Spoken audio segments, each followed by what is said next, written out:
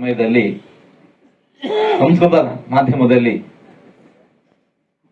SR Leela ಅವರ ಸಹಕಾರದೊಂದಿಗೆ ಈ 2 ಗಂಟೆಗಳ ಅವಧಿಯ ಚಲಚಿತ್ರವನ್ನು ನಿರ್ಮಿಸ್ತಾರೆ ಅಂತಂದ್ರೆ ಅವರ ಸಾಹಸಕ್ಕೆ ನಾವು ಮೆಚ್ಚಬೇಕು.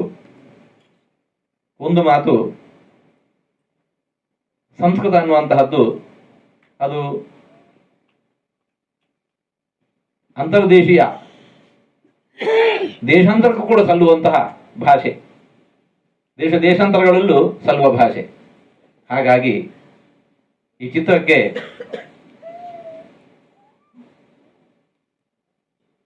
ಅದು ವಿಸ್ತೃತವಾಗಿರತಕ್ಕಂತಹ ನೋಡುಗರು ಕೇಳುಗರು ಇದ್ದಾರೆ ಎಂದು ನಾವು ಭಾವಿಸ್ತೇವೆ. ಹಾಗೆ ಅದು ಬೆಳೆದು ಈ ಚಲಚಿತ್ರದ ಮೂಲಕವೂ ಕೂಡ ಸಂಸ್ಕೃತವೂ ಕೂಡ ನಮ್ಮ ಪ್ರಸಾರ ಆಗಲಿ, ಸಂಸ್ಕೃತ ಭಾರತೀಯ ಅನುಗ್ರಹದ ಶ್ರೀರಕ್ಷೆ ಇದರ ಹಿಂದೆ ಇರುವಲ್ಲಿ ಕೂಡ ನಿರಂತರ ಇರಲಿ. ಈ ದಾರಿಯಲ್ಲಿ ಬರುವ ಏನೇ ಆಪತ್ತುಗಳಿದ್ದರೂ ಕೂಡ ಆಪದಾಂ ಅಪಹರ್ತಾರಂ ದಾತಾರಂ ಸರ್ವಸಂಪದ ಲೋಕಾಭಿರಾಮಂ ಶ್ರೀರಾಮಂ ಭೂಯೋ ಭೂಯೋ ನಮಾಮ್ಯಹಂ ಅಂತ ರಾಮನನ್ನು ಪ್ರಾರ್ಥಿಸ್ತಾ ಇದರ ಹಿಂದೆ ಶ್ರಮಿಸುವ ಎಲ್ಲರಿಗೂ ಕೈ ಜೋಡಿಸಿದ ಎಲ್ಲರಿಗೂ ಭಗವದ್ ಅನುಗ್ರಹ ಪ್ರಾರ್ಥಿಸ್ತಾ ಇದ್ದೇವೆ. ಎಲ್ಲರಿಗೂ ತಾತ್ವಿಕ ಅರ್ಥಗಳು, ಟೆಕ್ನಿಕಲ್ ಮೀನಿಂಗ್ಗಳು ಕೂಡ ತುಂಬಾ ವಿಶೇಷವಾಗಿದೆ. ಅದೆಲ್ಲ ನೀವು ಬೇಕಾದಷ್ಟು ಸಂದರ್ಭಗಳಲ್ಲಿ ಗಮನಿಸಿರಬಹುದು. ಅಂದ್ರೆ ಸೃಷ್ಟಿಯಿಂದ ಆರಂಭವಾಗಿ ಇವತ್ತಿನವರೆಗೂ, ಇವತ್ತು ಅಂತ ಹೇಳಿದ್ರೆ ಈ ಚಿತ್ರದವರೆಗೂ, ಇವತ್ತು ನೋಡಿ ನಮಗೆಲ್ಲ ಚಿತ್ರಗಳಿಗೆ, ಉತ್ತಮವಾದಂತ ಚಿತ್ರಗಳಿಗೆ ಪ್ರಶಸ್ತಿಯನ್ನು ಕೊಡುತ್ತೆ ಭಾರತ ಸರ್ಕಾರ, ಹೌದು ತಾನೆ? ಯಾವುದು ಅತ್ಯಂತ ಉತ್ತಮವಾದಂತ ಪ್ರಶಸ್ತಿ? ಸ್ವರ್ಣ ಕಮಲ. ಅಂದ್ರೆ ಕಮಲಾಸನಾದಂತಹ ಚತುರ್ಮುಖ ಬ್ರಹ್ಮ ಸೃಷ್ಟಿಕರ್ತನಿಂದ ಹಿಡಿದು ಇವತ್ತಿನ ಚಿತ್ರ ಜಗತ್ತಿನವರೆಗೆ ಅತ್ಯಂತ ಶ್ರೇಷ್ಠವಾಗಿರೋದಕ್ಕೆ ಪ್ರತೀಕವಾಗಿ ನಿಂತಿರೋದು ಕಮಲ ಅಂತ ಹೇಳಿದ್ರೆ ಏನ್ರಿ ಆಶ್ಚರ್ಯ! ಇದು ನನಗೆ ಬಹಳ ಕುತೂಹಲ ಅಂತ ಅನ್ನಿಸ್ತು. ತುಂಬಾ ಸಂತೋಷ ಆಯ್ತು. ನಮ್ಮ ದೇಶದಲ್ಲಿ ವಿಶೇಷವಾಗಿ ನಮ್ಮ ರಾಷ್ಟ್ರೀಯ ಪುಷ್ಪ ಅಂತ ಗೊತ್ತು, ಆದ್ರೆ ಯಾಕೆ ರಾಷ್ಟ್ರೀಯ ಪುಷ್ಪ ಮಾಡ್ಕೊಂಡಿದ್ದಾರೆ ಅನ್ನೋದು ಇನ್ನೊಂದು. ಅದರ ಜೊತೆಗೆ ಯಾವುದೇ ಕಾಲದಲ್ಲಿ ತಗೊಳ್ಳಿ, ಯಾವುದೇ ಕ್ಷೇತ್ರದಲ್ಲಿ ತಗೊಳ್ಳಿ, ಗೀತ, ನಾಟ್ಯ, ನೃತ್ಯ, ಸಂಗೀತ, ಸಾಹಿತ್ಯ, ಮಂತ್ರ, ತಂತ್ರ, ನಿಮಗೆ ಏನು ಬೇಕು, ರಣಾಂಗಣ, ಕ್ರೀಡಾಂಗಣ, ಎಲ್ಲದರಲ್ಲೂ ಕೂಡ ನಿಮಗೆ ಕಮಲ ಪುಷ್ಪದ ಆವಿರ್ಭಾವ ಇದೆ. ಕಮಲ ಪುಷ್ಪವನ್ನ ಪರಿಗಣಿಸಿದ್ದಾರೆ. ಇಷ್ಟೊಂದು ಪ್ರಾಮುಖ್ಯ, ಇಷ್ಟೊಂದು ಸಿಗ್ನಿಫಿಕೆನ್ಸ್, ಇಷ್ಟೊಂದು ಅದಕ್ಕೆ ಅರ್ಥ ಸ್ವಾರಸ್ಯವನ್ನ ಹೇಗೆ ನಮ್ಮವರು ಕಂಡುಹಿಡ್ಕೊಂಡ್ರು? ಅದು ಸುಮ್ಮನೆ ಖಂಡಿತ ಅಲ್ಲ. ಇದರ ಹಿನ್ನೆಲೆಯಲ್ಲಿ ತುಂಬಾ ದೊಡ್ಡ ವಿಜ್ಞಾನವಿದೆ. ನಮ್ಮ ದೇಶದಲ್ಲಿ we are A civilisational country.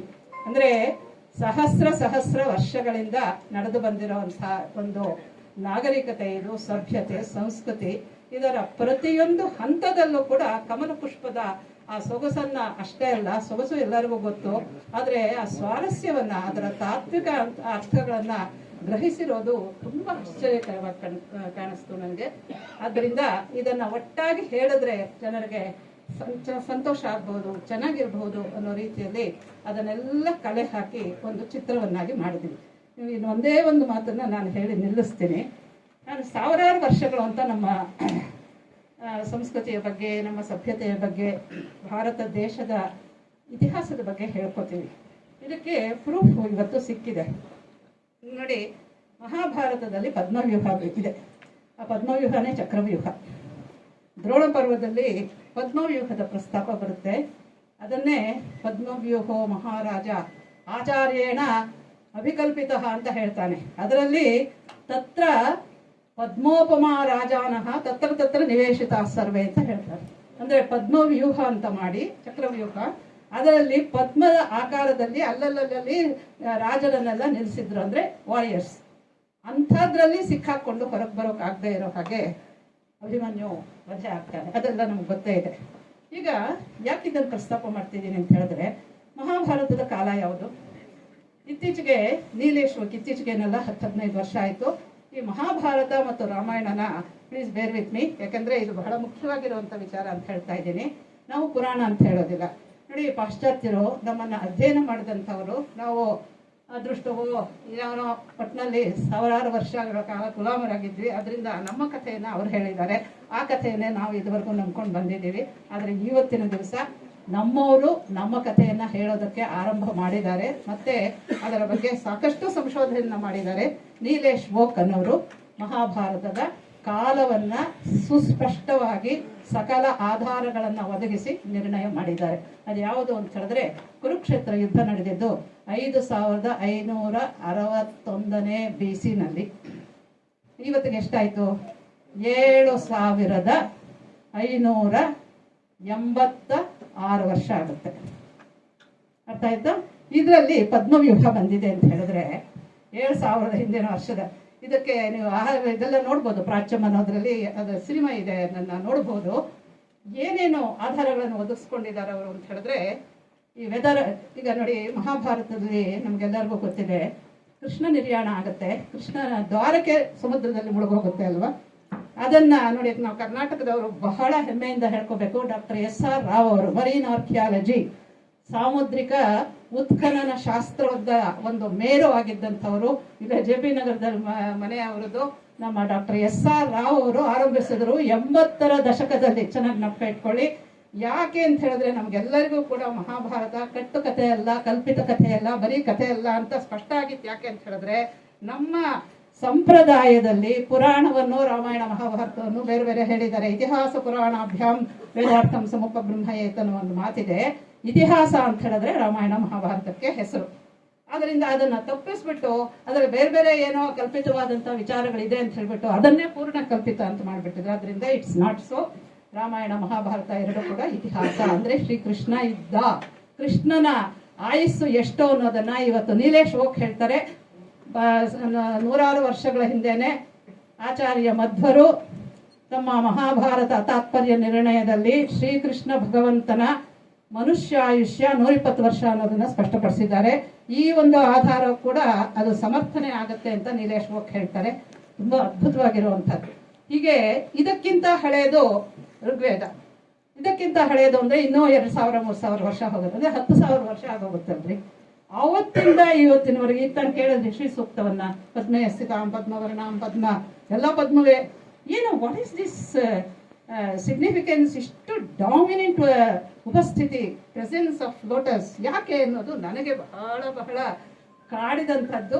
ಅದನ್ನೇ ಹಿಡ್ಕೊಂಡು ಜಾಲಾಡಿದ್ರೆ ಅದು ಎಷ್ಟು ಮಾಹಿತಿ ಸಿಗುತ್ತೆ ಅಂತ ಹೇಳಿದ್ರೆ, ಎಲ್ಲದರಲ್ಲೂ ತಂತ್ರಮಂತ್ರಗಳಲ್ಲೆಲ್ಲ ಕೂಡ ತತ್ವಶಾಸ್ತ್ರವನ್ನು ಬೋಧಿಸೋದಕ್ಕೂ ಕಮಲವೇ. ಪದ್ಮಪತ್ರ ವಿವಾಂಬಸ, ದಿ ಥಿಯರಿ ಆಫ್ ಡಿಟ್ಯಾಚ್ಮೆಂಟ್, ನಮ್ಮ ಕರ್ಮ ಥಿಯರಿ ಏನು ಹೇಳುತ್ತೆ ನಮ್ಮ ಅವರು, ಅದನ್ನು ಕೂಡ ಪದ್ಮದಲ್ಲಿ ಅಷ್ಟು ಸುಲಭವಾಗಿ ಹೇಳ್ತಾರೆ. ಹಾಗಾಗಿ ಇದು ತುಂಬಾ ವಿಶೇಷವಾಗಿರುವಂಥದ್ದು. ಎಲ್ಲದರಲ್ಲೂ ಇದೆ, ಸುಂದರವಾಗಿದೆ, ಇದಾಗಿದೆ, ಪವಿತ್ರವಾಗಿದೆ, ಅರ್ಥಪೂರ್ಣವಾಗಿದೆ, ಸ್ವಾರಸ್ಯಗಳಿಂದ ಕೂಡಿದೆ, ಪ್ರಾಚೀನತೆ ಇದೆ, ಅರ್ವಾಚೀನದಲ್ಲೂ ಕೂಡ ಅದರ ಪ್ರಸಕ್ತಿ ಇದೆ.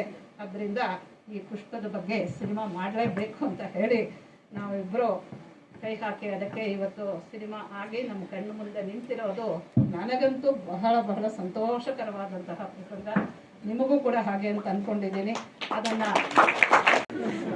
ಬಿಡುಗಡೆ ನಮ್ಗೆಲ್ಲರಿಗೂ ಗೊತ್ತಿರೋ ಹಾಗೆ, ನಿಮಗೆ ಗೊತ್ತಿರೋ ಹಾಗೆ ಬಿಡುಗಡೆಗೆ ಎಂಥ ಪೈಪೋಟಿ ಇದೆ, ಎಂಥ ಪೋಟಿ ಅಂತ ನಮಗೆ ಗೊತ್ತಿರೋದ್ರಿಂದ ಇದು ಮೊದಲು ಒಂದು ಜನರನ್ನ, ಅಂದ್ರೆ ಒಂದು ವಿದ್ವಲ್ಲೋಕನ ತಲುಪಿ ಬಂತು. ಆ ನಂತರ ಎಲ್ಲರೂ ಅಪೇಕ್ಷೆ ಅಂತ ಪಟ್ಟಾಗ ನಿಮ್ಮ ಮುಖ್ಯವೇ ಆಗ್ಬೇಕಾಗ್ತದ್ದು. ನೀವು ಇದನ್ನು ಪ್ರಚಾರಗಳನ್ನ ಮಾಡಿ ಇದು ಬೇಕು ಜನ ಅಂತ ಅವರು ಬಹುಬೇಡಿಕೆಯಿಂದ ಬಂದು ಕೂಡ ಬಿಡುಗಡೆಗೆ ನಿಮ್ಗೆ ಗೊತ್ತಿದೆ, ಪ್ರತ್ಯೇಕ ಹೇಳಬೇಕಿಲ್ಲ ಅಂತ ಭಾವಿಸುವಂದ್ರೆ ನಾವೆಲ್ಲ ಅತೀನ ಅನ್ಕೊಂಡಿದ್ವಿ. ಆದ್ರೆ ಅತೀತರು ಒಂದು ಗೊತ್ತಾಯ್ತು. ಈಗ ಪ್ರಶ್ನಾತೀತರು ಅಂದ್ರೆ ಅವರ ಮೌನದಲ್ಲಿ ಅನೇಕ ಉತ್ತರಗಳು ನಮ್ಗೆ ಸಿಗ್ತಾ ಇವೆ.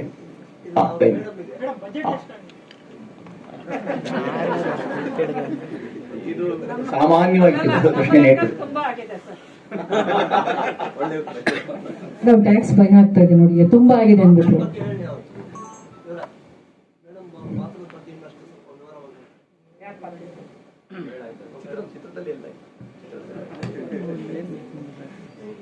ಈ ತರ ಒಂದು ಚಿತ್ರ ಮಾಡಲು ಸ್ಫೂರ್ತಿ ಇಲ್ಲಿವರೆಗೂ ಪೂರ್ತಿ ಹೇಳಿದ್ದಾರೆ, ಇನ್ನೂ ಸ್ಫೂರ್ತಿ. ಈ ಚಿತ್ರಕ್ಕೆ ನೆಲದ ಸ್ಮೃತಿ, ಪಾರಂಪರಿಕ ಅಧ್ವರಿಗಳು, ನಾವು ನಮ್ಮಿಂದ ಕೈತಪ್ಪಿ ಹೋದ ಜ್ಞಾನಬಹುದು ಎಲ್ಲವೂ ಇದೆ. ನಾನು ಕೊಟ್ಟದಕ್ಕಿಂತ ಈ ಸಿನಿಮಾದಿಂದ, ಈ ತಂಡದಿಂದ ನಾನು ಕಲಿತದ್ದು ತುಂಬಾ ಇದೆ. ಮತ್ತೊಮ್ಮೆ ನಾವು ಈ ಸಿನಿಮಾಗೆ ತುಂಬಾ ಅಂದ್ರೆ ತುಂಬಾ ಪ್ರಯತ್ನ ಪಟ್ಟಿದ್ದೇವೆ. ಇಲ್ಲಿ ಕೆಲವರು ಸೀನ್ಸ್ ಅಲ್ಲಿ ನಾವು ಹೋಗಿ ಕಮಲದ ಕುರಿತಾದ ಮಾಹಿತಿಗಳನ್ನ ಕಲೆ ಹಾಕೋ ತರ ಇದೆ. ಬಟ್ ಆಕ್ಚುಯಲ್ ಆಗಿ ನಿಜವಾಗ್ಲೂ ನಾವು ಮಾಹಿತಿಯನ್ನ ತಿಳ್ಕೊಂಡಿದ್ದೇವೆ. ನಾನು ಗುರುಮಾತೆಯಾಗಿ ಇದ್ರಲ್ಲಿ ನಟಿಸಿದ್ದೇನೆ, ಬಟ್ ಈ ಸಿನಿಮಾದಲ್ಲಿ, ಈ ತಂಡದಲ್ಲಿ ನನಗಿಂತ ಒಬ್ಬ ಚಿಕ್ಕ ಸ್ಟೂಡೆಂಟ್ ಇರ್ಲಿಕ್ಕೆ ಸಾಧ್ಯವೇ ಇಲ್ಲ. ಎಂಟೈರ್ ತಂಡದಲ್ಲಿ ಈ ಮಕ್ಕಳೆಲ್ಲ ತುಂಬಾ ಸಂಸ್ಕೃತವನ್ನ ಮಾತಾಡ್ತಾರೆ ನಿರರ್ಗಳವಾಗಿ. ನನ್ಗೆ ಅದೆಲ್ಲ ಬರ್ತಾ ಇರ್ಲಿಲ್ಲ. ಇವ್ರ ಹತ್ರ ನಾನು ಕೇಳ್ತಾ ಇದ್ದೆ, ಮಕ್ಕಳ ಹತ್ರ ಎಲ್ಲ, ಇದನ್ನ ಹೇಗೆ ಹೇಳೋದು, ನನ್ಗೆ ಎಲ್ಲಿಯೂ ನೀನ್ ದೊಡ್ಡವಳು, ನಾವು ಚಿಕ್ಕವರು, ನಮ್ಮ ಹತ್ರ ಕಲಿತಾ ಇದ್ದೀರಾ, ಕೇಳ್ತಾ ಇದ್ದೀರಾ ಅಂತ ಎಲ್ಲಿಯೂ ನನ್ಗೆ ಆ ಫೀಲಿಂಗ್ಸೇ ಕೊಡ್ಲಿಲ್ಲ. ತುಂಬಾ ವಿನಯತೆಯಿಂದ, ಪ್ರೀತಿಯಿಂದ ನನ್ಗೆ ಹೇಳಿಕೊಟ್ಟಿದ್ದಾರೆ. ಈ ಸಿನಿಮಾದಲ್ಲಿ ಕೆಲಸ ಮಾಡಿದಂತ ಪ್ರತಿಯೊಬ್ಬರೂ ಕೂಡ ನಾವು ತಂಡವಾಗಿರದೆ ಕುಟುಂಬವಾಗಿ ಈ ಸಿನಿಮಾವನ್ನ ಮಾಡಿದ್ದೇವೆ. ಈ ಸಿನಿಮಾದಲ್ಲಿ ಒಂದು ಪ್ರಮುಖ ಪಾತ್ರವನ್ನ ಮಾಡುತ್ತಾ ಇರೋದಕ್ಕೆ ನನಗೆ ತುಂಬಾ ಹೆಮ್ಮೆ ಇದೆ. ನೀವೆಲ್ಲರೂ ಈ ಸಿನಿಮಾವನ್ನ ಪ್ರಚಾರ ಮಾಡಬೇಕು. ಈ ಸಿನಿಮಾಗೆ ನಿಮ್ಮೆಲ್ಲರ ಸಹಕಾರ ಬೇಕು. ಧನ್ಯವಾದಗಳು.